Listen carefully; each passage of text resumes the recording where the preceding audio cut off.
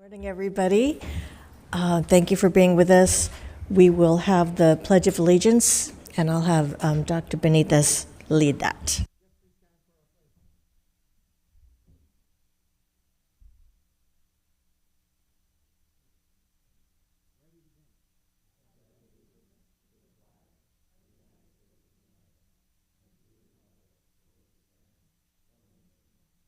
Time. So we will start with the first item on our agenda, which is heat mitigation. So we'll start with Mr. Miranda. Thank you so much. Good morning, members of the board, Superintendent Baker, senior staff, our wonderful audience, as always. So we're here before you to address heat mitigation. As you recall, because I was just before the board about 2 weeks ago as part of a board workshop update. We covered several items as part of our facilities update, yet there was a good discussion centered on heat mitigation. And we felt as staff we should bring this back as more of a standalone topic for this morning, and that's what we're here to do. There were several questions that came up just 2 weeks ago that we've done our best to incorporate into our presentation altogether. We'll run through the slide deck, yet we'll field additional questions at the tail end as well. We have roughly 13 slides or so. I think we'll go at a pretty healthy pace here. My co-presenter this morning, you may know, Dave Van West, our maintenance director. We also have Mr. Rising here with us for the question and answer portion of our presentation. And we'll be looking to address a number of things with regard to heat mitigation. First and foremost, I'll differentiate as best I can, even as we're going through the presentation, to differentiate between short-term fixes and long-term fixes. Primarily, I'll be addressing the long-term items, and Mr. Van Wels will speak to more to the immediate items we're addressing on the short-term basis. Also keep in mind, really for the entirety of the presentation, the items we're covering, we're in constant communication with our school site administrators in regular dialogue just to update our admins with regard to every one of these measures, whether they be short-term or long-term. So we're going to start by taking a few steps back, and I'm going to take us back to 2016 with the passage of Measure E. And primarily this is for context, yet it's definitely important on the global scale. So as you recall, when we passed Measure E, the absolute priority for that particular program was HVAC installation, particularly at schools that did not have HVAC systems at that point in time. I say at that point in time because there was a good chunk of schools that did already have HVAC systems. So I'm speaking primarily to schools on the west side, schools that were on what we would deem the Track B calendar for year-round education. Being that those particular school sites were in operation and running school programs throughout the summer, it behooved us as a district to already have systems in place for those particular sites sooner than later. So when we focused in on Measure E, those particular sites were not part of the E program. The focus was really addressing and installing HVAC systems at the schools without it, which is roughly 50 school sites. The priority for HVAC remains to this day. So we've made a good dent, we've made significant progress as a district, yet that remains our priority to this day, and I'll speak more to that in the slides that follow. We continue to take an aggressive yet manageable approach to the timeline we've established. You see here on the particular slide in front of us, there was definitely a peak in the program, and that was in the 18-19 school year. Difficult to sustain that type of pace, difficult to fund that type of pace, right? Because of the way bond programs are set up and the series are broken up and the way we tax our taxpayers, right? The part I really want to emphasize with this particular slide, and you could see it for yourself, there's a number of projects listed for each particular school year, yet what jumps off the page is the number of HVAC projects that were completed within each respective year. Next, this is more summary in nature. So I briefly addressed the number of projects we've completed and how many we set out to do at the outset. And you see the specific numbers here. So 32 out of the 50 school sites that were part of our Measure E program are now complete. There's several more underway, yet for us, we feel we've made a good dent in terms of the overall overarching need that we had before us. And again, we continue to prioritize and continue to go as fast as possible with respect to these installations. There's a number of notes and pictures here that really speak to the priority and the emphasis on classroom improvements, right? So we ultimately want classrooms that are conducive to good learning environments, healthy, safe, adequate spaces. Yes, the HVAC component is a big part of that because we want cool spaces, yet there's other things we're embarking on as part of that scope of work, including technology updates, cosmetic type finishes in each respective classroom, infrastructure type needs. Every one of these components have been built into our typical modernization scope so that when we leave a school site, they have every one of those updates along the way. Of course, these days we're also incorporating things like furniture and equipment, just other components into our project scope to make these classrooms future ready.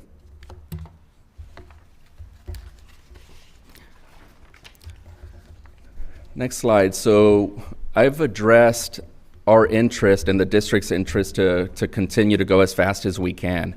The district really doubled down last year in terms of accelerating our HVAC timeline with respect to Measure E, which is much appreciated because we really are all on the same page in that regard. What you can see here on this particular slide, and I'll speak to a few of the specifics, but when you see a handful of school sites, or a number of school sites highlighted, some in that bluish gray tone, some in the brighter green tone, these are the 18 school sites that still remain, right? So 18 operational school sites that still remain to this day. The plus is you can see that they're all scheduled to be completed within the next 4 years, right? So every one of those school sites would be scheduled for completion within the next 4 years. The lone exception would be Pauley. We've listed that particular project as a transformation project, and this is another good opportunity for me to speak to that particular project as well as Washington, because those two particular sites really just kind of screamed out to us additional need, right? Those buildings are well past their useful life. The majority of them are anyway.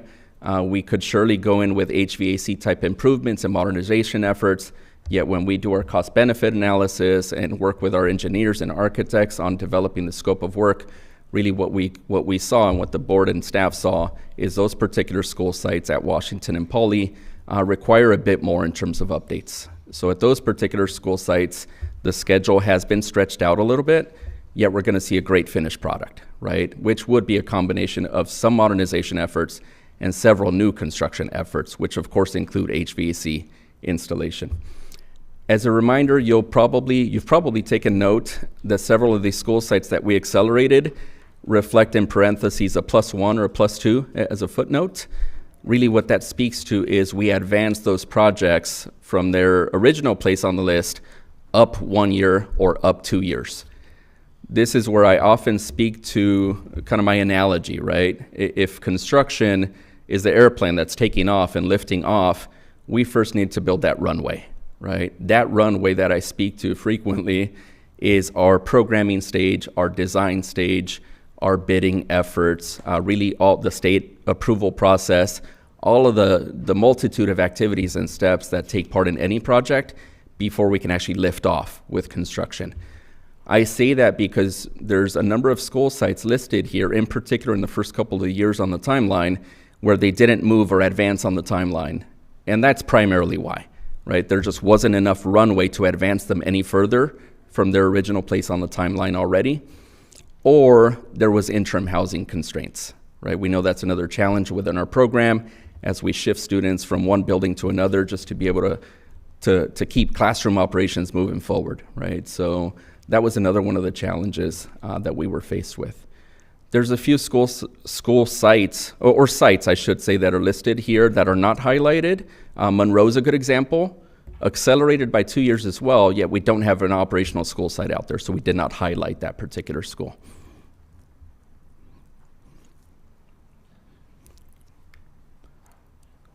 So the next two slides are really at the request of the board. So in response to our discussion 2 weeks ago, there was a request for a comprehensive list that really delineates and shows the actual list of school sites that currently have HVAC systems, and then a corresponding or next school site list with the schools that do not have HVAC systems at this point in time. And here you see it. So it's a rather large list, 68 schools listed on this particular slide. And really a combination of three different things. So the rows towards the left really speak more towards those year-round schools, the Track B schools we referred to just a short while ago, that had HVAC systems installed prior to 2016, so they were not part of the Measure E scope of work. I should note every one of those school sites will be part of our Measure Q scope of work, right? So they're now part of our project timeline going forward, and they'll receive updates as they're needed at this point in time. Systems are more efficient. We can embark down that path and make sure those schools have what they need for the long haul as well. Generally, the schools towards the middle of the slide here are what we deem the newer builds in the district. So schools such as Newcomb, Browning, McBride, schools that were done over the last 10, 20 years or so, that of course came with new HVAC systems, are listed for reference as well. And then the rest of the slide, primarily towards the right side of the page, identifies schools that were completed more recently with Measure E funds. So as we embarked on the scope of work I described just a short while ago for Measure E modernization efforts and HVAC installations, it's these particular schools, 32 of them, that have now been completed with Measure E funds. Next, and this is my last slide, and then I'll ask Mr. Van West to join us as well. So these are the 18 schools just listed and shown in a different fashion. So we highlighted them previously, just a few slides ago, yet this is the actual listing of every one of those programs. We took note of a few things, including their geographic location in the district. Because we did emphasize the HVAC system installations primarily on the west portion of our boundary prior to 2016, and this slide kind of jumped out and reaffirmed that point for us as well. Most of these schools are spread out across each of the board member districts, yet primarily the schools on the list are on the east portion of our boundary as well. A couple additional notes with respect to this particular list. Half of the schools on this list are already either underway or have contracts in place in terms of architects and engineers that are designing efforts and starting that runway process, as I described it, to expedite and continue down the path of completion for those particular schools. The remaining half will engage in architect and engineering services on soon. So you'll see board approvals and recommendations before you really within the next year or so for those particular schools. Another note with respect to these particular school sites, we wanted to reconcile and look at our shade structure list as well, because that is another heat mitigation type effort. So we're going down that path of installing shade structures across our district over the course of 3 phases and over the course of roughly 3 years or so. Every one of the schools on this list are part of phase 1 or phase 2 for the shade structure install project. 5 of them are complete right now. The remaining schools are basically underway in the bid process or in the design process and part of the phase 2 efforts. So we feel that's going to be another piece that helps us going forward. With that, so I think that was good context just in terms of teeing up the conversation for Dave Van West.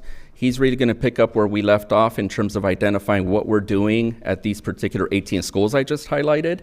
Towards the tail end of the presentation, he's also going to speak to the larger comprehensive list in terms of what we're doing and what we have done just to make sure those existing systems continue to be efficient and operational during the school year. Dave. Okay, perfect. Thank you. Thank you for having me this morning. My name is Dave Van West. I'm the Director of Maintenance here at Long Beach Unified. So since last year, and we had the significant heat issues last year, we've delved in and started to do assessments on how we can provide heat mitigation for the sites that don't have AC. So some of the challenges we have in the classroom is a large size, it's a large volume, and we have to try to provide cooling for that area. One of the biggest challenges is for portable or temporary air conditioning is there isn't enough electrical infrastructure at the sites. Mr. Miranda talks about building that runway before they go through and do Measure E projects.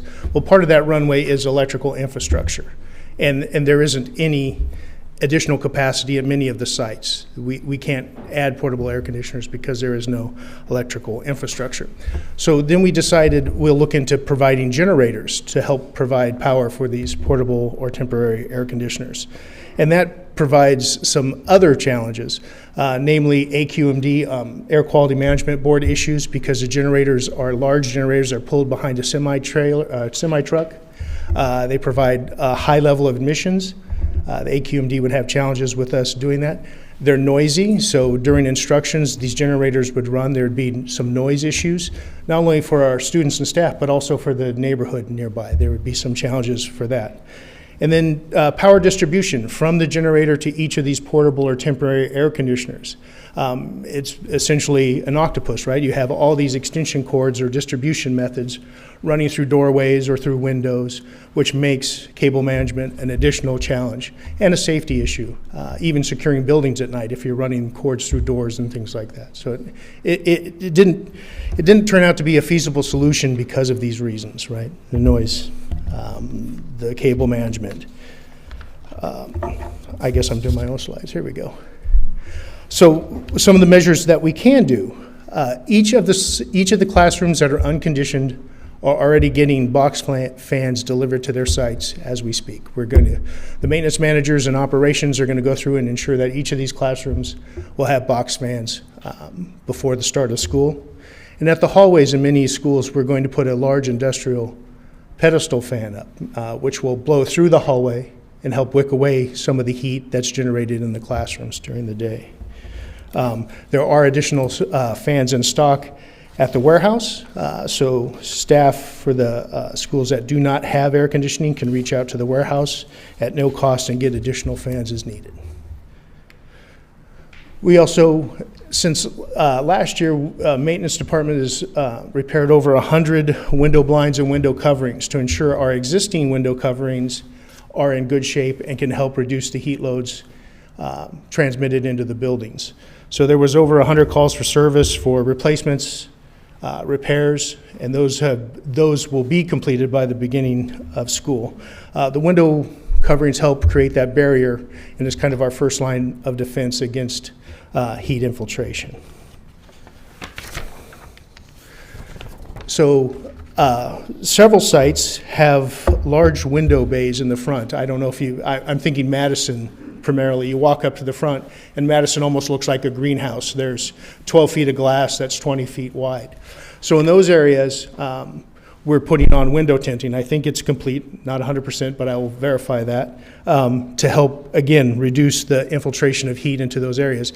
It turns into like a mini greenhouse in some of those foyers when you have that much glass and the temperatures are elevated. So we put in window tinting, the highest reflective value we could that reflects the light out and the heat out, but still allows vision through for security purposes. Chilled water in each of the classrooms that don't have air conditioning, as well as the teacher's lounge. So chilled water dispensers are being distributed to the classrooms that don't have air conditioning, similar to an Arrowhead or a Sparkletts water. The first round will supply 2 weeks of water that can be chilled for the students and staff, and those are being delivered now. There's about 900 units being delivered to the sites as we speak. Water service and replenishment will be every 2 weeks. So the first delivery will provide 2 weeks of water, and then within 2 weeks we'll have a secondary delivery to help resupply. Outdoor mister system. So this is going to be a pilot program at Carver and Henry. Mister systems. This would be a fan with a mister that delivers a mist of water into a fan, an airstream through the fan. They lose their effectiveness as humidity rises. So last year during the heat wave, our temperature was high, but so was our humidity. So as the humidity goes up, it's a challenge with those units to provide cooling. So we're doing a pilot measure at 2 of the sites. We'll measure the efficiency, and if it's effective, the following week we'll install additional misting systems. But we want to make sure it's worth it, right? It may provide some cooling or maybe not even any cooling, and there's issues with water not evaporating from the ground. There are safety concerns with that, so we wanted to do a trial run just to make sure it would be effective before we went further. Sites with existing air conditioning. So that's why I'm quote unquote in business, right? Maintaining and repairing existing equipment. So last year from August to Halloween, we had a huge volume, obviously, of air conditioning repair tickets generated. And with with a staff of 5 or 6 or 7 maintenance or HVAC technicians, it's a challenge to keep up with that work. That's our busiest time of the year. This year, we've gotten ahead of that curve a little bit. We've gone through, made sure filters are changed. We're still in the process of catching up with that before the school starts. Making sure condensate lines are clean so we don't have the water falls through the ceilings. Making sure belts are changed and that coils are clean. So we're giving ourselves the best opportunity to get off to a good start when school starts.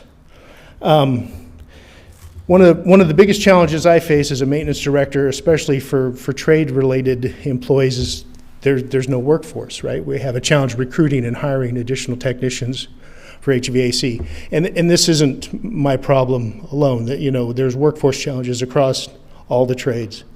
So to help supplement my staff during these high demand seasons, we're going to rely on trade partners to help with service calls this year. We haven't traditionally done that before, but this way we can stay ahead of that curve and help make sure that we get timely responses to those who need service. So that's about all I have. All right. So I guess the questions. Thank you. Do we have questions? Okay, who would like to start us out? I do. Okay. So did we look into the battery-operated generators?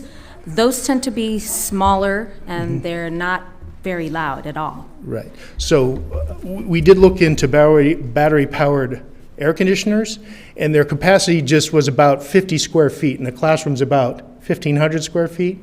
So I don't think they would deliver enough capacity. They wouldn't deliver enough capacity for cooling for a classroom.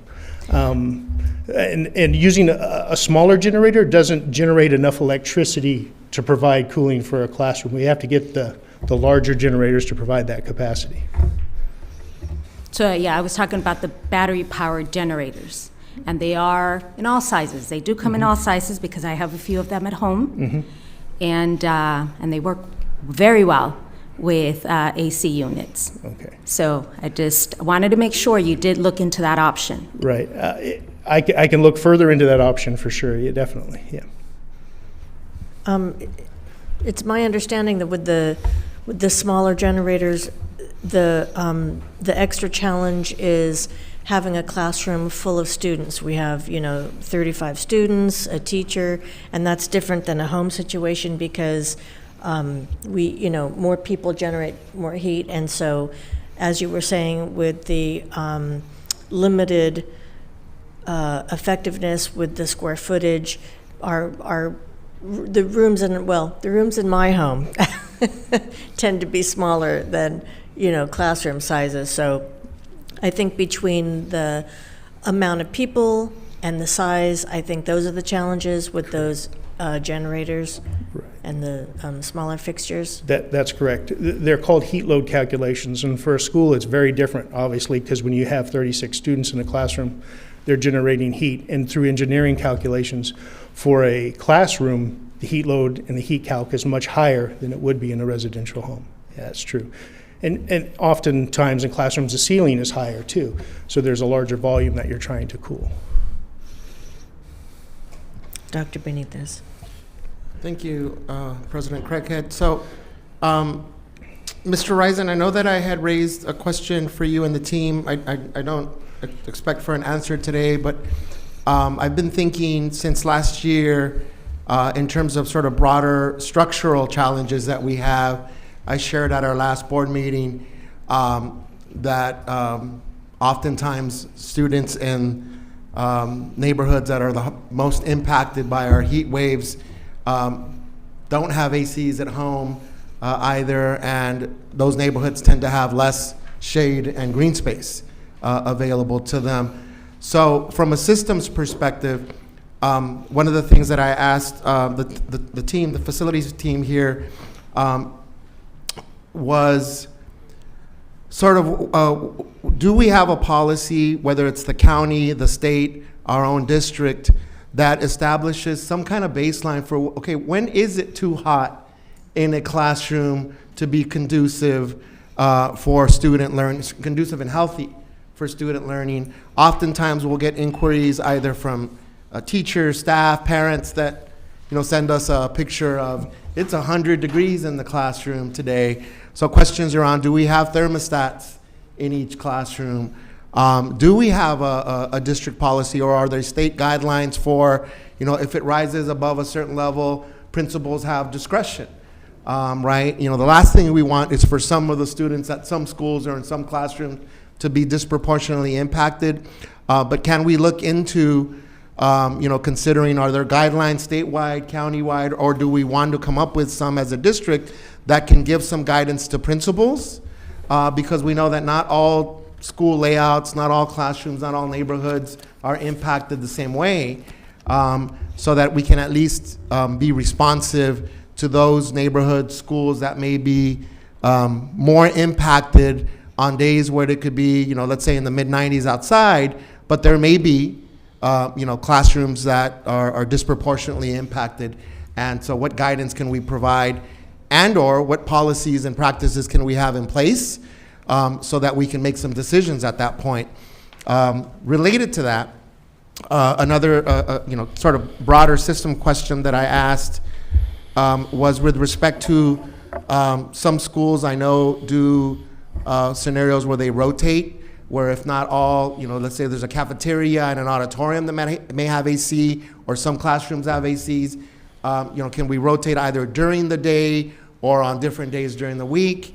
And the team shared that, it's pretty much left up to the sort of the principal and the staff at those schools. But again, can we provide some, if it's not a policy, some guidance on, when that should be happening, sort of scenarios for that to occur?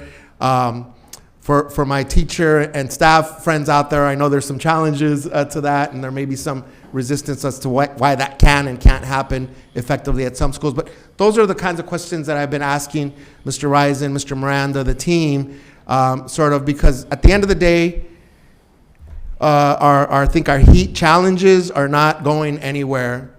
If anything, these mitigation efforts will need to increase, and we still have some structural challenges, whether it's the power grid, whether it's certain neighborhoods that are more impacted, shading, tinting, blinds can only do so much. From a policy systems perspective, what are those other considerations that we have in place? So again, not necessarily expecting an answer today, Mr. Risen, but those are sort of some of the things that I've been thinking about and sort of asking the team sort of what are our thoughts on those areas. Yeah, first of all, thank you. That's an excellent question. And the short answer to it is that there are no established guidelines on when it's appropriate to close the school. But it's an extremely complex question that you begin to entertain with, is it better, even though they may be subjected to high heats, is it better for many of our students to be in school as opposed to being at home, where they may or may not have adult supervision, or they may or may not have other resources available to them. And even considering the higher heat, it may be a better location to be at school. We are looking at much larger systemic changes to our district. Our sustainability policies are really focusing in directly into the heat islands that we have in our schools, and how looking closely at our outdoor spaces with both, as Mr. Miranda had said, our shade structures and the work that we're doing there, as well as creating more soft spaces outside, more spaces with shade trees, more spaces with opportunities for children to get out of those maybe stifling classrooms and into other spaces that are more conducive, where they can still benefit from the safety and the security of being in an organized school, but yet have other options than just being in a closed-in classroom. So these are all being considered as we move forward into larger plans. But as we know, some of these take time to come to fruition as we begin to look at adjusting some of our the work that we're doing. And I know, I'll take a plug for our Vision 35 is really looking at addressing that, and we're meaningfully looking at addressing that with sustainability and how we can improve our school sites in that manner. Thank you. Do we have any more questions, or nope? I think I'll just ask about the pilot program at Henry and Carver for the misters, and how long of a, I guess, time period are we looking at before we know if it's going to be successful or not? And if it's successful, what would be the turnaround time to install misters at our other schools lacking in air? Would you like me to take that? Yeah. Okay. Yeah, thank you. We're looking at a fairly fast turnaround. One of the challenges with anything that is a mister base is it's based on the concept of evaporation of humidity, right? It puts additional humidity in the air and counts on the environment evaporating that, and which creates that level of cooling that we experience. Being in Long Beach and knowing that we sometimes have high humid days, especially in towards the end of summer, there may be limited effectiveness in that. So we want to evaluate that fairly quickly. We're thinking in the terms of like a week, and if it works, we can get those distributed out to school sites fairly quickly. We are looking at rental equipment because we do have a fairly narrow window of time where the heat is a major element in our community. So it doesn't seem to make sense to purchase equipment that we would have to maintain and manage for extended period of time. So we're working with vendors now on getting those equipment lined up so that we can mobilize them fairly quickly to school sites. Our goal is to be out there evaluating it and having units out to school sites within a week or the next week after that.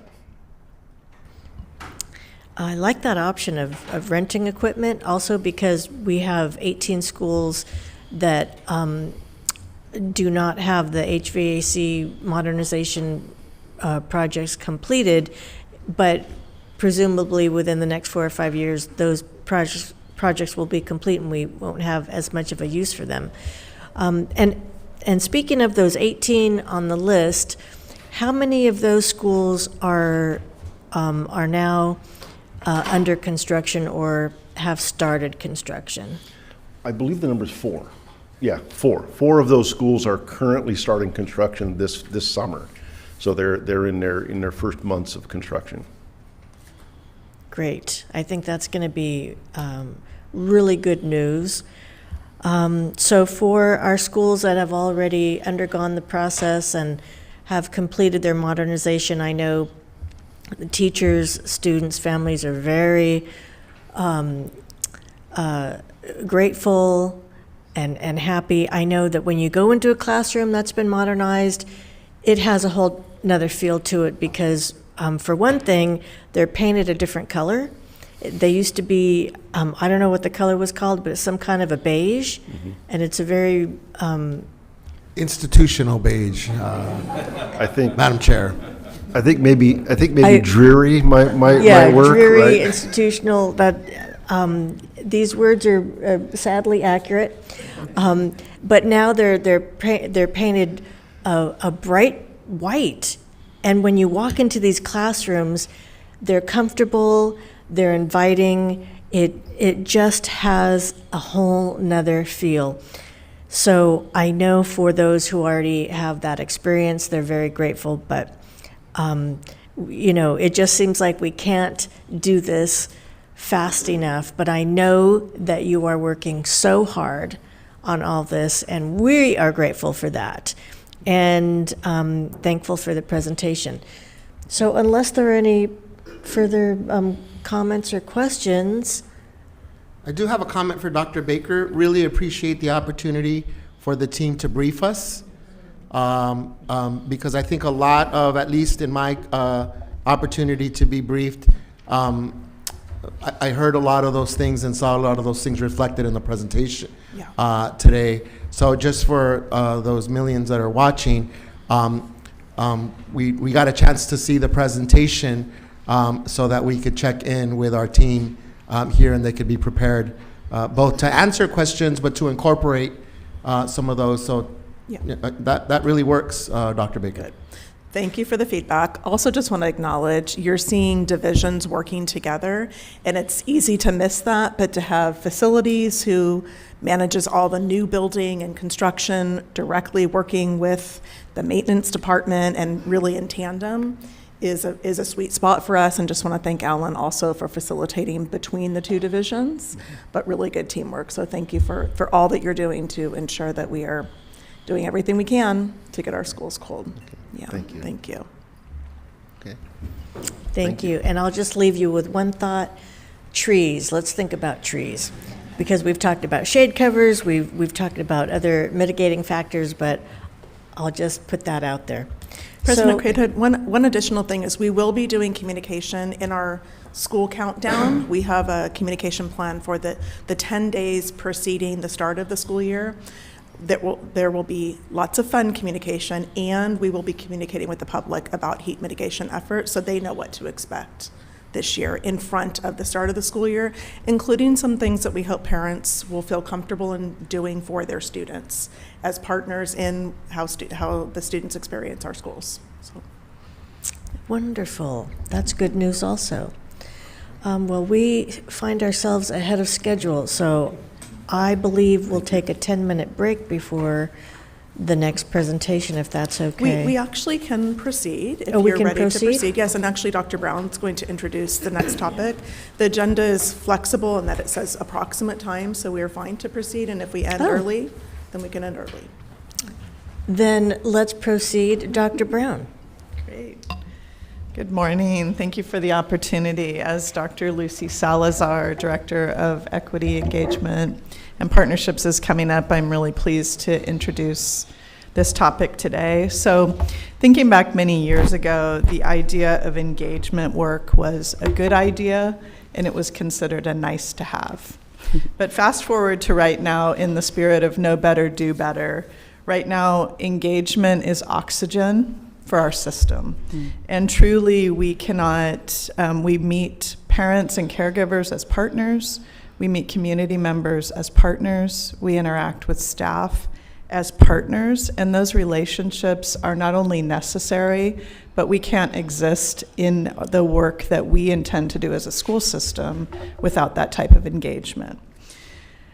The concept of equity cannot exist without engagement. So I'm drawing a couple of connections to things that Dr. Salazar will highlight further in her presentation as she talks about our efforts towards working from a framework in how we will engage parents, caregivers, community members, and staff in our work going forward. So with that, Dr. Salazar. Good morning. Thank you so much. Thank you, Dr. Brown. Good morning, President Craighead, board members, senior team members, and to anyone watching us right now on YouTube. Good morning. So on behalf of the EEP team, I'm honored to be here with you with the opportunity to share the plan for parent engagement work that is set to begin this year, especially as we prepare to welcome back our parents, our students, our staff as the new school year begins. So with me today, I have Mr. Sal Madrigal and George Sy. Sal is with our secondary schools office, and George is with the federal and state programs. And later on, you'll hear from them because they're going to share about our collaborative efforts to build capacity for staff and for parents. But before I begin to share the work of our EEP team and what we have planned for this year, I think it's important for us to understand that engaging with parents in our community is essential. It's pivotal to the success of our students and our district. So we must do so with a deep understanding of our why. So why must we engage and cultivate authentic partnerships with families? So why is the engagement so important and pivotal to our district? Well, research has consistently shown that strong parent and community engagement positively impacts students, families, and staff. When parents and caregivers are actively involved in their child's education, they gain confidence. They gain confidence to know how to support their own child and how to be advocates for them. Additionally, they build great rapport with their teachers and their school staff. Equally significant is the impact on our schools. So schools and staff with strong sense of family-school partnerships experience higher morale, and they experience positive school climates. They also have increased student attendance, and they report an appreciation for the diversity in their students and their student populations. Yet the most significant benefits and those poised to reap the greatest rewards are our students. Research consistently indicates a remarkable 23% gain in student achievement, and there's ample evidence that students' overall sense of well-being, belonging, and relationships with parents, with caregivers, with trusting adults at school sites also improves, and it all culminates with higher graduation rates. So engagement in our district will require collaboration across our departments, which I'm so grateful. And as we move forward and I share this plan, I'll mention and I'll try to emphasize how we are collaborating with other departments. But let's first go back and talk about our Vision 2035 and see why we are aligned and how we're deeply rooted. So our plan, as I mentioned, is deeply rooted and aligned with our district's vision. And in our core value for authentic community engagement and collaboration, we are better equipped to address challenges and positively impact student outcomes by focusing on authentic community engagement and collaboration. This core value reinforces the importance of recognizing and embracing diverse perspectives, cultures, and languages within our collective community. So in doing so, we acknowledge the critical role of partnership and transparent communication to achieve our mission. We also know that a mindset or a disposition that we want to be true for our adults in the adult portrait. It says that we want them to be community-minded and collaborative, and to do so, having the capacity to build strong partnerships will be important. Yet, how will we support our adults who will in turn support our students? So our system must also support our adults by being able to focus and leverage our community and support and work hand in hand with them so that we can all achieve our mission by ensuring that we are building trust and listening deeply. To understand evidence-based approaches, and I'll just get into some guiding frameworks for you. For the last year, we've taken a look at what has the research shown us. What are some of the best practices? What are some research-based? And what does the evidence share and show when we are taking a look at frameworks that are guiding parent engagement work across many districts? So here we have the dual capacity building framework for family and school partnerships. And it's authored by Karen Mapp, if you're familiar with her. And she's, in this framework in particular, is widely respected in the field of community engagement and school engagement. This framework emphasizes the importance of developing the capacity for both families and school staff and so that they can work collaboratively. Because when parents and caregivers feel empowered and have a voice in their child's education, student outcomes improve. The framework's focus on two-way partnerships is key to achieving lasting positive change. And our plan will leverage this framework to provide capacity building opportunities for parents and for school staff, positively impact how we support student achievement and school improvement. Here we have the continuum from the International Association for Public Participation, otherwise known as IAP squared. And this allows us to identify how to increase our two-way communication with our stakeholders. So when we provide opportunities for meaningful input, involvement, and collaboration, we ensure that parents and community members have a voice that impacts their children's experiences in our schools. This approach fosters trust, transparency, and a shared sense of ownership in our educational community. So throughout our engagement plan, we will refer to this continuum to ensure that we not only keep our community members actively informed and consulted, but we also find ways to increase two-way communication through channels that keep them involved, collaborating, and empowered. You may be familiar with the California MTSS framework, which stands for Multi-Tiered Systems of Support. And this is a framework that's very familiar with our school sites. And it's central to addressing academic, behavioral, and social-emotional needs of our students. We specifically look at the family and community engagement domain within this framework, which supports the importance of engagement as essential to our students, I was gonna say my own child, our students' holistic development. Our plan aligns with this MTSS framework by creating site and district opportunities to engage with families and our community. But let's get into what is our mission and our beliefs. So at the core of our engagement plan and our mission and beliefs, these drive our actions and our strategies. So our mission is to cultivate authentic and inclusive partnerships between families, school, and our community, rooted in trust, respect, and recognizing parent and caregivers' assets. So what do we believe? We believe that family is the greatest strength in a child's life. We believe families have a right to be involved in their child's education. We believe it is the job of all LBUSD team members to engage all families. We believe all family engagement efforts should build trusting relationships to support the academic success of every student, and we strongly believe that family engagement is equity work at its core. So it's said differently, we firmly believe that family engagement is not just an option, but a fundamental component to our equity and excellence work. Recognizing and respecting the assets parents and caregivers bring to their children's education is essential to our success. And by building these trusting relationships, we can support success for all of our students. The way we approach engagement is informed by viewing parents and community members through an asset-based lens. We acknowledge and celebrate the expertise they hold as experts of their children and communities.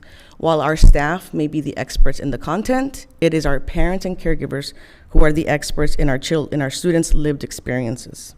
We are committed to developing an engagement model that leverages trust and establishes meaningful relationships. And through our plan, these principles will guide our efforts in building a culture of open communication and collaboration. But you're here to hear about goals, right?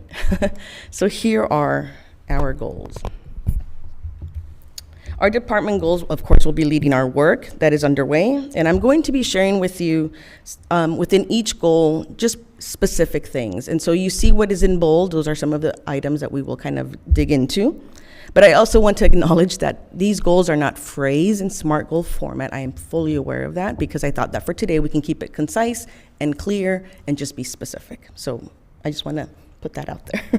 So in goal 1, under enhanced family school partnerships, partnerships succeed when trust and mutual respect is present.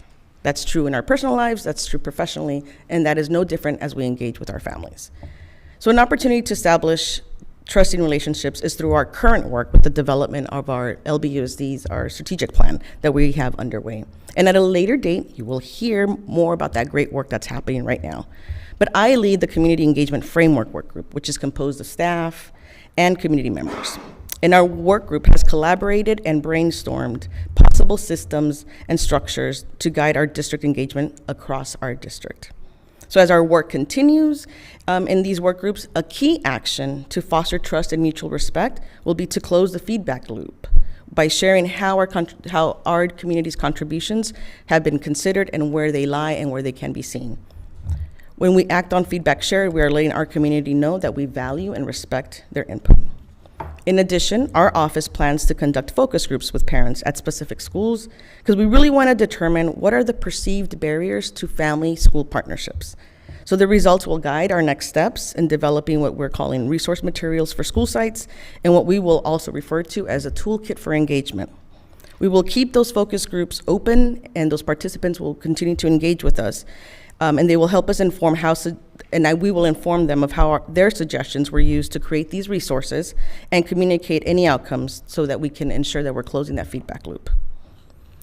For goal 2, increase engagement in parent groups. And our second goal really aims to just increase attendance with our families in existing parent groups, such as our DCAC, and I have it in the bottom if you need to know what these stand for, DLAC, our CAC group, and of course our Sankofa Parent Village, and we have more.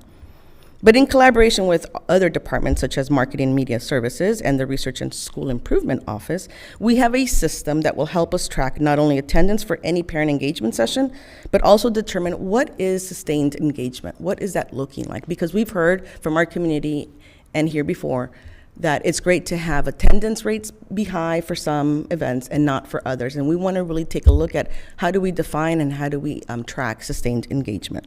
So with that information, I look forward to bringing it back to you and sharing with you what are some of those outcomes.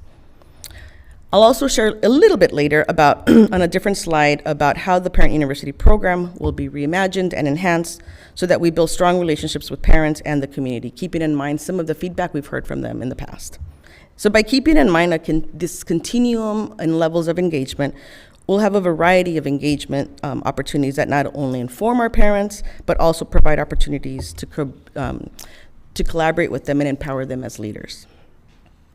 We've heard again from our community both internal, so when I say community, I also mean our internal, so our staff, and our external, meaning our parents and our community members. They've shared with us that we've had some missed opportunities to engage. And as a result, my department will bring together staff across multiple departments to close that gap, because engagement is everyone's work and it exists across our district. So for example, we will be inviting staff from the Office of Student Support Services, because they work with families through their resource centers and their wellness centers, and we want to hear of that great work. We also know that through marketing and media services, through Chris Itzen and his staff, they do a great job of sharing the work through social media. But there are other departments as well that are conducting focus groups, and we want to know what are the results, what information are they gathering, and how can we support. So as we come together periodically as what I am calling Parent and Community Engagement Coalition, we'll have an internal system to collaborate and align our engagement efforts. We'll also be able to help promote each other's work so that we have a better reach within our community, and we'll be able to further strengthen our communication in our community. And lastly, in Goal 3, we want to be able to provide parent capacity building opportunities, enhance the capacity of school site staff to effectively engage with parents and the community so that we can all strengthen our partnerships. In a few minutes, you'll hear Sal and George, who will be sharing specific actions on how we are collaborating, again, across our district and departments to build capacity. And we draw from our California MTSS framework, where we want to ensure that our capacity building encompasses not only academic supports, but also social emotional supports to our students. I want to mention, again, I mentioned earlier this concept of a toolkit for engagement as a resource for capacity building at sites. For example, in this toolkit, you might find, and I'm working very closely again with Mr. Itzen, you will find that we'll be able to add throughout the school year resources that can assist staff and sites when planning for events. We often find that we attend an event and there might be a missed opportunity to mitigate a barrier that we know that our families are currently facing. So we'll have a list, we'll provide a list of guiding questions, some suggestions to mitigate said barriers, and also offer our support to events happening at school sites. We'll also add resources to ensure and increase the sense of belonging and identity so that students and family, when they come to our school sites, feel seen and valued. So we're going to ensure that sites have a set of assets. Maybe it's, not maybe, it will be posters, it will be digital assets that school sites can use through their own social media channels that Mr. Itzen is creating, so that we can display so that our community across our district knows that we are celebrating cultural and heritage months as well as special observances across our district. Overall, this toolkit will provide resources to support and enhance any family engagement efforts currently happening at school sites. But let's talk about Parent University. And let me share with you some more details of things to come. So our vision includes, for Parent University, we will have workshops, sessions, a leadership institute, and a summit. And this will all be possible, again, through collaboration across departments. So in the fall and through the spring, we will expand workshop and our sessions that we will offer. And based, again, parent feedback, when we sat and we planned this with my team, we thought, well, this is what I've heard. This is what, and as we are all in different spaces with community, we were able to discern a few of the themes that were needed and requested by our families. So based on parent feedback, we understand that there is a need to vary the way parents can access our workshops and our sessions. So there will be workshops in person, there will be workshops that are pre-recorded, and there will be workshops that are virtual with live Q&A. Other data points have also led us, like I mentioned, on what might be some topics of interest. So to start, topics will fall under one of these following categories, and we're going to organize them as series because to have them stand alone just seems disconnected and disjointed. And so one series we'll have available through Parent University will be LBUSD 101. And what might we find in this series? We know that parents need to understand, especially parents entering new into our district, they might need to know how to navigate a large school system like LBUSD. We will also be sharing with them how to use some of our tools that we use to communicate. Parent View, how do you use Canvas, how do you make yourself an observer and the such, but also how to get involved in our parent groups. We'll also have a series on wellness where we're going to collaborate with our OSS department and other departments to provide supports and resources for students and families with LGBTQ students, as well as sessions with our FRC and our Wellness Center staff to share what great work they are doing. Another series, we will call it Academic Excellence, and we're going to collaborate with the OCIPD. We're going to talk about A through G requirements, what is linked learning, how do we provide supports to ELs, but we also want to acknowledge that we have EO families, or English-only speaking families, that have children in our dual immersion programs, and we want to be able to provide support for them as well. And last, we have a topic or a series called Thriving Beyond High School, and it's really going to help address some of the requests we've received from our parents around adulting. So we'll talk about financial literacy, we'll talk about career planning, how do you conduct mock interviews, how do you create a resume. We know that our college and career centers do a great job of that, but they are working directly with students. We'd like to work with our parents. So we recognize again that parents may need something different and at different times, and we are no match to guess when someone needs what. So throughout the year, we will increase the likelihood of their needs being met by offering a variety of topics and differentiating how they can access Parent University. So by offering virtual, in-person, pre-recorded, and with the great genius that exists within our district within technology, we hope to increase our parent engagement. As a reminder to our community and to everyone here, every time we offer in-person sessions, we will always offer interpretation, and thank you to the team that's here today, childcare, transportation vouchers if needed, and refreshments, because who doesn't like to get coffee or such. But equally, we will most often schedule these in late afternoons and early evenings.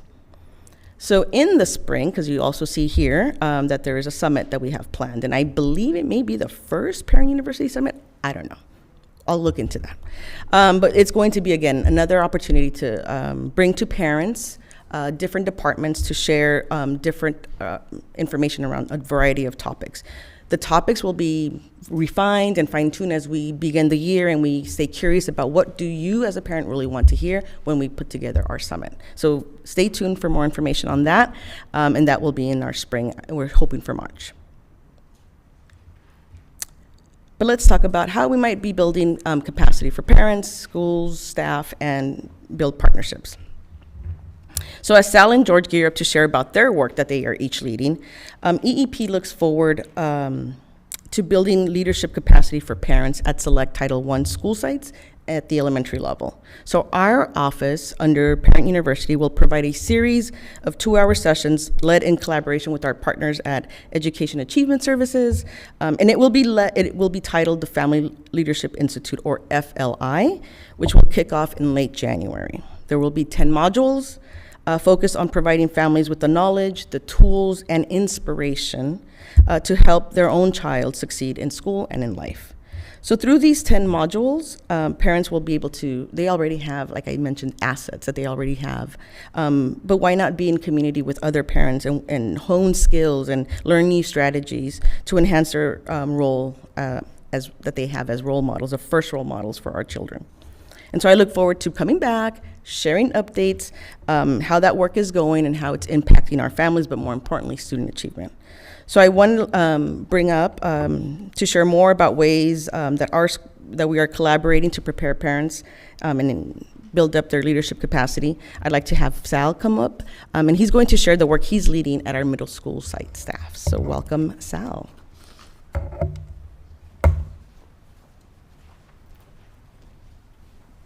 Thank you, Dr. Salazar. Good morning, board members, senior team, and to our broader Long Beach Unified School District community. Thank you for the opportunity to share with you our plans to uplift parent voice and involvement during the 23-24 school year. As Dr. Salazar shared, the engagement principles and goals and objectives will help parents connect across our school sites and help build trusting relationships with staff and families. The support of this joint endeavor began in June with the kickoff meeting for parent facilitators. During this meeting, parent facilitators were provided with the opportunity to get excited about the possibilities for impact at their sites, build community and collaborate with each other, reflect on the assets each person brings to the parent facilitator role, begin to familiarize themselves with their school and community landscape, and lastly, gauge how we can best support their efforts into the new year. I'd like to take this moment to thank Mr. Moskovitz and Dr. Lund. They were present on that day towards the end of the school year. I know it's very busy, to really articulate where we're going and the need for this movement for the following school year. I'm happy to announce that this August 22nd, parent facilitators will be invited to attend a summer institute. The purpose of this time will be to help ground the parent facilitators in our district's excellence and equity policy and best practices on parent engagement. Monthly meetings will be planned thereafter to continue supporting these efforts throughout the school year. I'd also like to take this opportunity to announce that 3 of our school sites will be a part of a pilot program to establish community schools models. Those schools are Hamilton Middle School, Lindbergh Middle School, and Washington Middle School. The community school model will explore the establishment of partnerships between the school and the other community resources to help meet the neighborhood needs.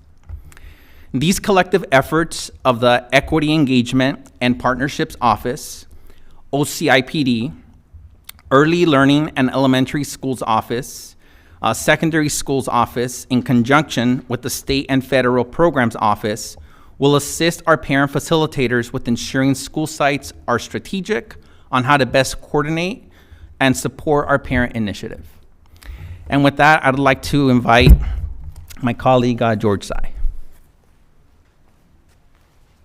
So this year, SEL facilitators will be at every elementary and K through 8 school, and the parent community engagement facilitator that Mr. Madrigal referenced will be at all Title I schools, or Title I middle schools, I should say.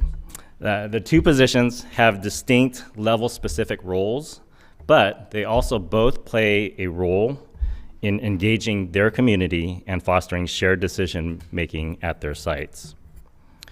The Summer Institute that's happening later this month will focus on partnering with families and building parent leadership capacity through school site council, the English learner advisory committees, and district parent groups like DCAC and DLAC.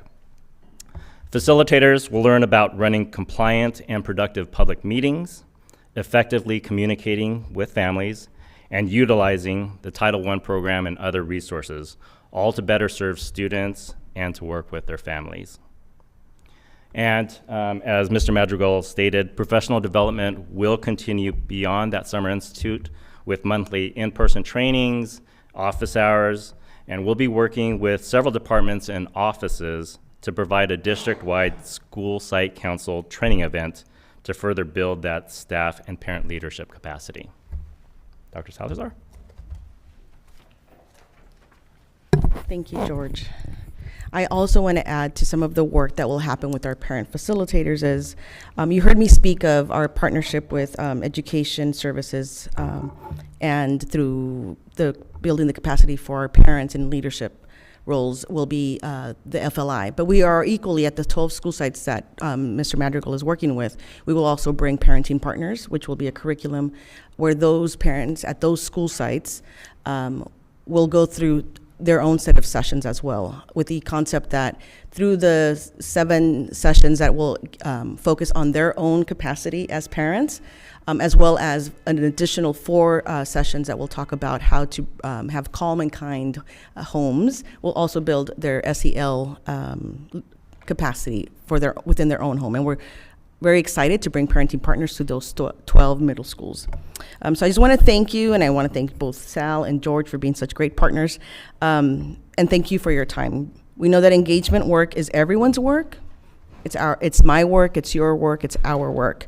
So as board members, I'd ask that you join this work and share the responsibility of communicating what you hear today about our plan and the important work that we're kicking off.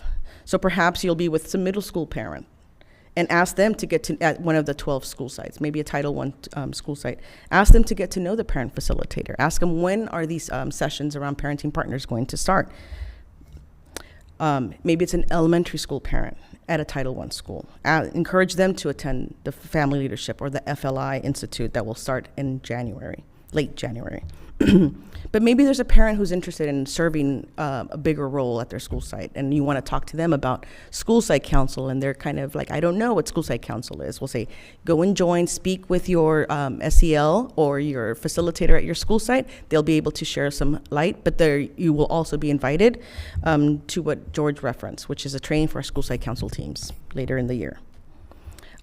Maybe it's a parent who has a suggestion for how do I add to the, topics that are being put out through Parent University. We always welcome their calls. They can always call 997-8322.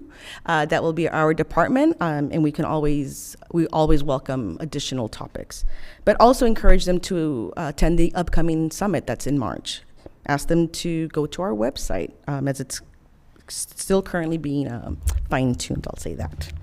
And when available, we encourage you, and we expect to see you at many of these events. So thank you. Overall, our engagement plan is driven by our commitment to academic success of our students and the belief that together we can create a thriving educational community. So your support is vital to the success, not only for our department, but for our district as a whole. So thank you. If we welcome any questions. Thank you for that presentation. I do believe we have questions. Ms. Lopez. Quick question. Well, first of all, thank you for your presentation. It was great. My question is, how will parent facilitators be selected? One, and then two is, will some of the workshops be offered in another language other than English, although we do have translators? So I will jump to the second question, and I will leave the first question around how were parent facilitators selected, perhaps for Dr. Lund or maybe Sal. I was not part of the selection process, but I know they have a great way to explain that. But yes, all our offerings will be in Spanish and Khmer. So for example, if they're pre-recorded, they will either have subtitles or pre-recorded in that language in and of itself. Every event will have translators and interpreters. And our materials we will have translated as well. So it's not just you have to hear with English slides, but we will also have translated materials at these sessions. So you can count on Khmer and Spanish, but of course, always English. I don't know if Dr. Lund, you or so. Thank you for the question, Board Member Lopez. So for the facilitator positions, they were selected teachers from either the school site, or if there was an opening, teachers were were able to interview for the positions. At this time, all of our positions have been filled, and we're ready to go. Okay, Mr. Miller. All right. Well, first off, once again, I'll piggyback on Ms. Lopez. Thank you for the presentation. I think that this is one that I can say we've been waiting for some time now, and I appreciate you prefacing one of your points on the slide with saying, Mr. Miller, that's what I heard in my head. Mr. Miller, I know these are not SMART goals. But I do, for me, it is always important to have tangible metrics to speak to how I'm going to reach success. And so, but I appreciated you prefacing that those points there when you went through the goals comments, as that was the first thing that popped in my head, and I heard it. So I just want you to know I hear you. So, but all in all, thank you again for the presentation. I want to make sure that I also preface my comments with speaking to the intentions of the board's focus on engagement.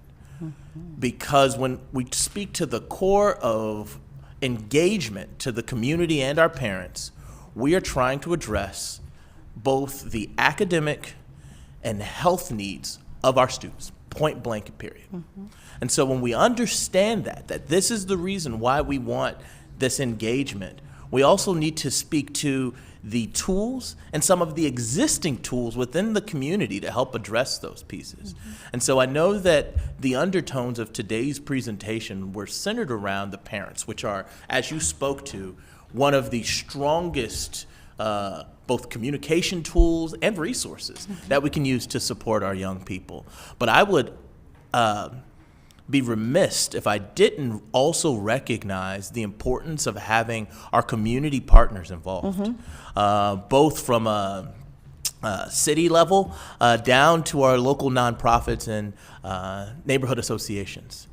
I have had the benefit of having a mentor who has, I won't share his name, but is very, very involved with the nonprofit sector. And he has shared with me from his one-on-ones with the various nonprofits that he's had to interact with regarding some of the issues that they have recognized with the Long Beach Unified School District in particular. And so hearing, and he's, or she, I don't want to give him away, I guess I've kind of given it away, but provided a long list of concerns that he's hearing third hand, fourth hand for that matter. And so the way that he's getting this information is from these one-on-one relationships and conversations that he's having with folks from the nonprofit sector, addressing, once again, the undertone of our reasons for an engagement component in its entirety, addressing both academic and health needs. And so I don't want to downplay the importance of having this parent engagement piece, but I want to further uplift the importance of having this community engagement piece, because I think right away I can think of organizations like Central Cha, Long Beach Forward, I mean, that are already doing a lot of this work and have a lot of these questions to how the district can improve. And I just think that they would be a great resource for us to continue to utilize.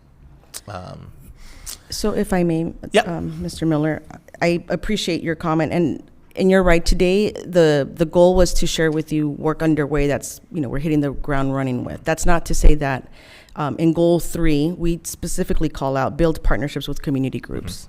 And we have a plan for that. Is it underway right now? Is it, we're doing the outreach. We've got staff within our department that will take a look and build those relationships, specifically, as you mentioned, with our neighborhood associations. We also know that we have some existing relationships with some of our community-based organizations that I can come back and share more about. I can come back and share how we're building that. But today, really, you're right. It was about how are we building capacity for sites and how we support them, but also parents. So thank you. Yeah, and once again, when we're talking about this space of community engagement in particular, I think that all parties deserve a little bit of grace, right? Because we know that there's always room for growth, there's always room for, there's always new communication tools, there's always a demographic who feels unheard, and we want to empathize with those concerns and understand that we are continually evolving. And so understanding that this is an evolution of our communication space, just know that I got your back here. To that, I heard the call to action. I heard you say, board members, we want you to also be involved with these communication tactics and community engagement, and just know you're hearing from me that I'm all in with whatever support you all need it in this process, as I know my good friend Dr. Benitez is going to speak a little bit to that.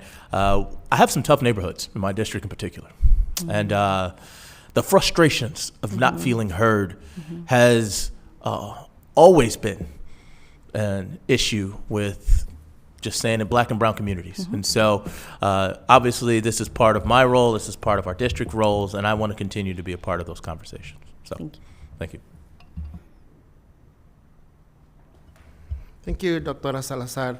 I'll echo my colleagues saying it's great to hear the beginnings of this plan, right, and thoughts about how we will implement and operationalize the goals here. I was having a moment today Mr. Sai and Mr. Madrigal. I thought about early 1990s in the dorms when George was an RA on my floor. For Mr. Madrigal, I think it's circa 1999, Sal, when you were chair of La Raza Student Association at Cal State Long Beach. Our conversations around Benitez, how do we get a historian to document a historiography of La Raza students on campus and the work that came from communities to our campus. So I had one of those moments today. I was like, we're old, you guys.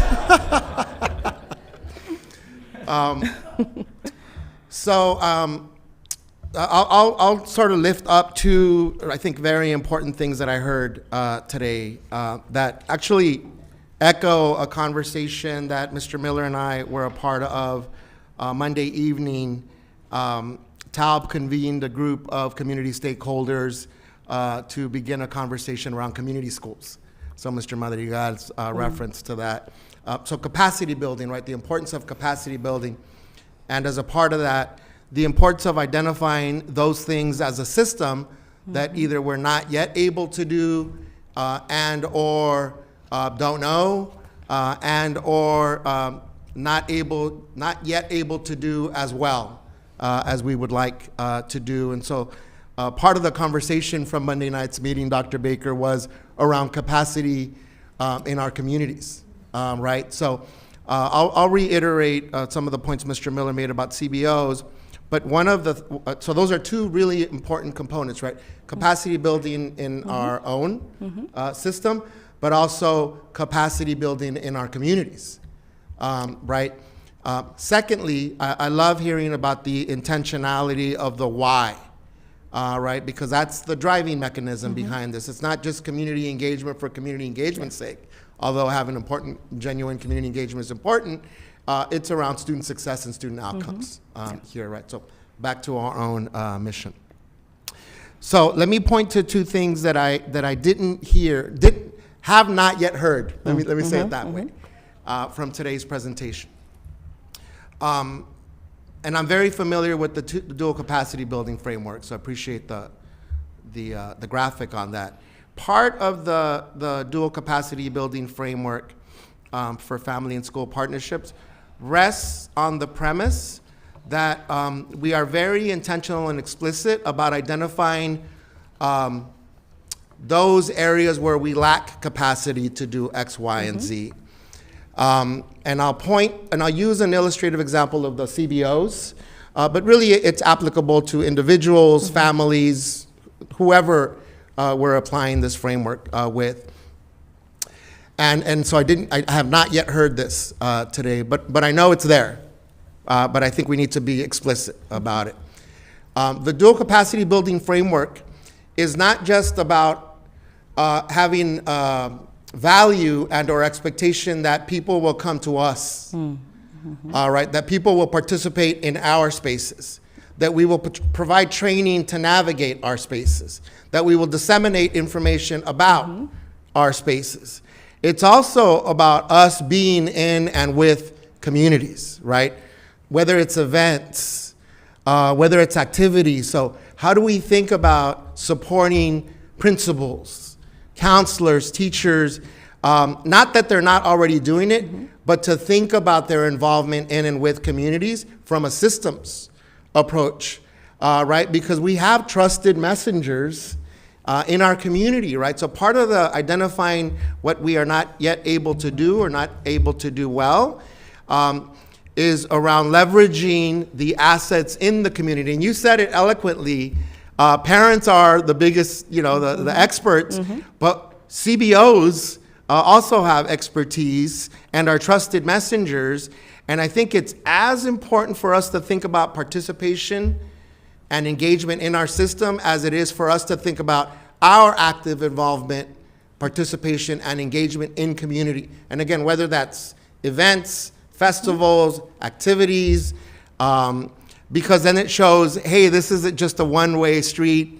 We're building your capacity to engage with us. No, it's also about building our capacity to engage in communities that have a lot of challenges, all right? So there are safety conversations that don't just involve a school and or a community. There are health, as you raised, disparities, right? And we saw that during the pandemic.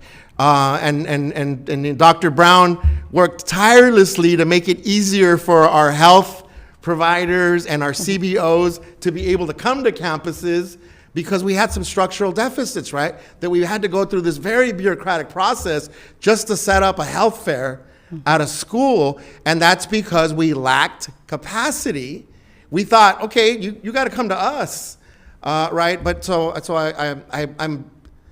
I would love to see and hear more of that thinking, Dr. Salazar, from the team, that there also is a requirement on us as a system to not just leverage these partnerships and the great opportunities that we have, and we have good examples in my area, and I think in all of our areas. We have an item coming up in tonight's agenda around contracts that we're signing with our community partners, all right? So how do we think not just of folks coming to us, and I'm not minimizing or trivializing that. That's, end of the day, that's our business, all right? But that doesn't happen, Mr. Miller, unless we're also present and active and involved in and with our communities. And that does require for us to support our principals, our staff, our teachers, not just to have the value and the expectation of we're going to build capacity for you to come to us. It requires for us to identify where we don't have capacity yet to be in and with communities. So taking us back to La Raza days, Mr. Madrigal, and Mr. Sai, you bumping that, that system out of your dorm room. That was you responding to your floor engagement. Right? So it wasn't just, hey, we need to come to your office hours, Mr. Sai. It was like, let's do a party in the lounge, not you throwing the party. Let's get student groups and student orgs to throw that party, and then the RA and the RD would show up to that party, right? So it's all there. It's a sound plan. It's based on sound values and intentionality and building capacity. But my message to this very excited group of stakeholders that showed up to TALB on Monday, I hope some of them are listening. Okay, yeah, come to public comment, hold us accountable, Member Lopez, as you said. But we need to build capacity in our neighborhood school site partnerships, so that then we can execute, and implement the values behind this plan. So I'll leave it at that. So thank you for all your thoughts. And and I just want to say that in Goal 2, we talked about establishing our a parent and community engagement coalition, an internal system to address kind of what you were mentioning. How are we holding ourselves accountable as a system to get out and support school sites? We don't know what is happening at every single school site, because right now, there isn't a system for them to share with us what is happening at your school site. But I know of great work that happens at Lafayette. Kudos to Lafayette. They do great things. At Whittier, they do great things. But we hear about it maybe after the fact. And so we have to work on that. And that's what part of this coalition, internal way of communicating with across departments, will help us with. We are, as we continue to get invited to different events, we were at the Lincoln event for the end of SEAL to share with our community about our work and what we hope to accomplish. We will continue to be at many events when we are invited, but we also really do know that the more we communicate within ourselves, in our system, about where are some of the events happening, then we have an opportunity to be in spaces directly with our families and meet them where they are. So thank you for lifting that up, because that is part of our work that we have planned to do. Thank you. Any more comments or questions? I have a quick question. I didn't quite catch what the acronym MTSS stood for. Yes, it's multi-tiered systems of support. Okay, thank you.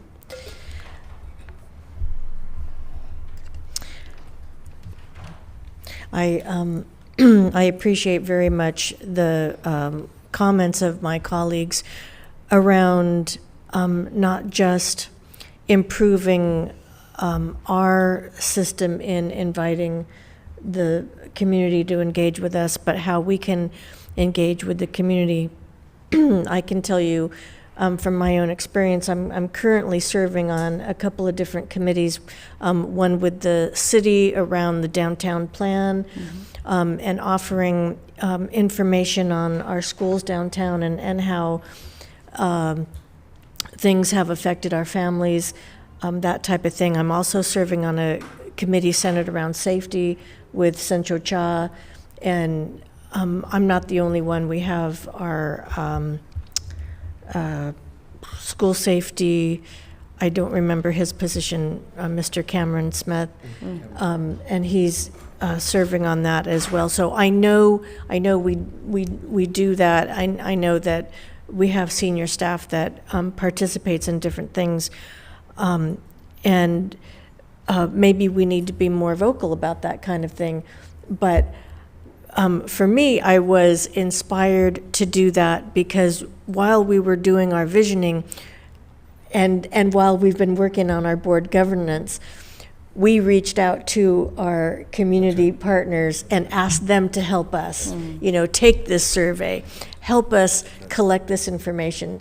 And so I thought it would only be right that when they ask for participation from the district that I jump in and help out. Reciprocity, right? Yes. Mr. Miller, did you want to And I was interject? just going to piggyback on those comments. And this is actually to Jill's credit. I can remember a conversation we had 8 months ago. You were speaking to that very conversation in regards to how do we engage at different large community events like you saw the district participating in Juneteenth. And we're there at the Pride Parade and making sure that we're a part of these larger celebrations, but also having a space where there's open lines of communication. And I know that this has been part of a larger strategy by the district. And so I just wanted to make sure that I gave that kudos as well. Yes, thank you. I appreciate the effort to provide information to parents around the district as a whole. I think, I remember back to when my oldest was in elementary school, and I wasn't made aware of the fact that we had school of choice. So as I was talking with a friend, and she was saying that she was looking at different programs at different middle schools, I thought, well, don't our kids just matriculate to the middle school that's, in my case, next to the elementary school? But it's very important that we don't rely on word of mouth from parent to parent or second hand, third hand, or whatever, but that we are supplying that information, and then also having a space where the community can ask questions of us directly instead of relying on rumor and maybe less than accurate information. And so I think it's that opportunities for two-way communication, not just information that we want to provide for parents, but being able to answer questions directly, that type of thing. And then I'll just end with research shows that students do better when the parents are involved. So whether that's volunteering or serving on something like school site council or participating in a committee, students do better.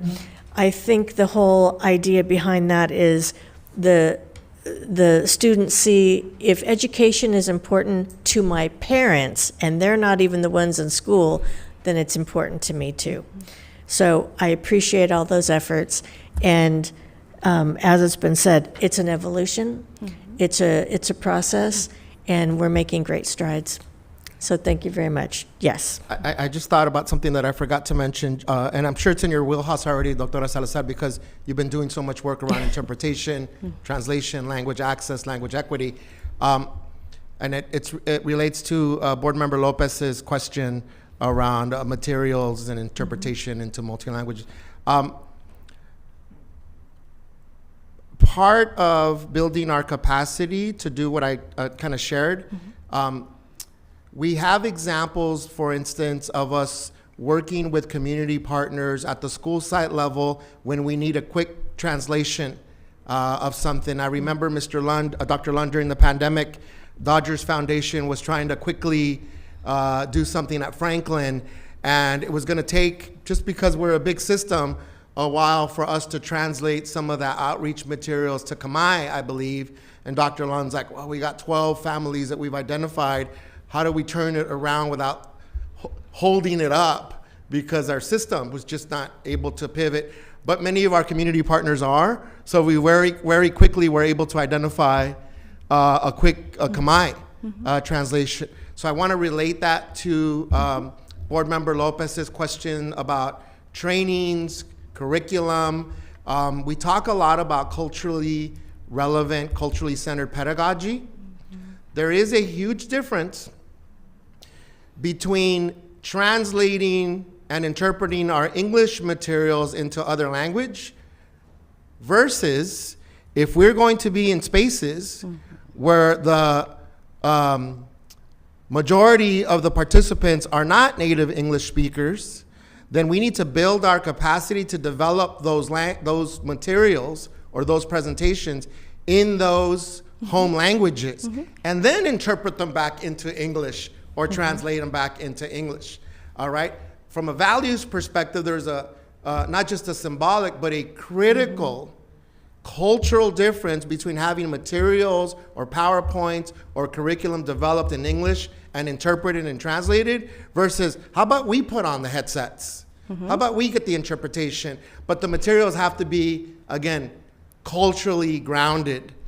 So again, that's where, again, those partnerships with CBOs are important. So if we're going to offer a leadership training to non-native English speakers, and we're going to just, and I'm not trying to minimize or trivialize this, translate our English curriculum, we missed an opportunity there. So just adding it to the wheelhouse, Dr. Salazar, because I know you're thinking through all of our language access, language equity, and again, not that you haven't already thought about this, but I keep thinking of these illustrative examples of it's not just about folks coming to us and us translating materials. All right. Absolutely. So it's awesome that we're at the next level because this was not a conversation that I would even feel comfortable having just a couple years ago. So kudos to the team for the work. Thank you. Well, that reminds me of a CAC meeting a couple of years ago where the presentation was in Spanish, and it was the the English-speaking members that wore the headsets. That was a good exercise. That was a really good exercise to participate in. So any other comments or questions? In that case, thank you so much for the presentation. We truly appreciate where we're at and where we're going, and the new school year is looking very promising. So thank you again. Thank you.